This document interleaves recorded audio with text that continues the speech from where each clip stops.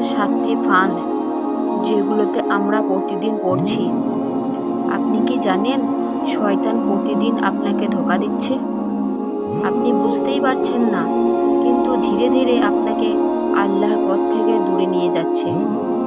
আজ আমি আপনাদের বলবো শয়তানের সেই 7টি ভয়ঙ্কর ফাঁদ যেগুলোতে আমরা প্রতিদিন পড়ছি। ভিডিওটি শেষ পর্যন্ত দেখুন, কারণ হয়তো এই ভিডিও আপনার জীবন বদলে দিতে পারে।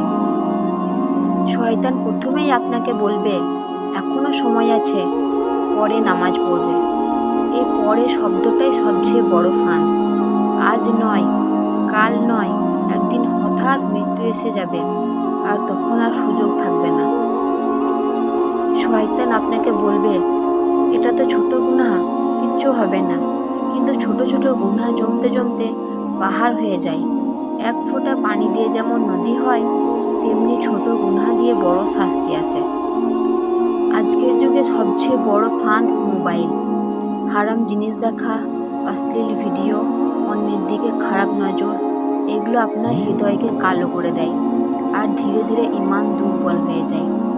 আপনি কি অন্যের বদনাম করেন? গীবত এমন একটি গুনাহ যেন আপনি আপনার মৃত্যু ভাইয়ের মাংস খাচ্ছেন। ভাবুন কতটা ভয়ঙ্কর। আর মিথ্যা, এটা মানুষের বিশ্বাস নষ্ট করে দেয়। দুনিয়ার লোভ। শয়তান আপনাকে দুনিয়ার প্রেমে ডুবিয়ে রাখবে। টাকা, সৌন্দর্য, নাম, খ্যাতি, এগুলোতে এত ব্যস্ত করে রাখবে যেন আপনি ভবিষ্যৎ ভুলে যান, আখিরাত ভুলে যান। নামাজ পড়তে যাবেন, হঠাৎ ঘুম পাবে। কুরআন পড়তে যাবেন, মনে হবে পরে পড়ব। এই অলসতাই শয়তানের বড় অস্ত্র। তওবা দেরি করা।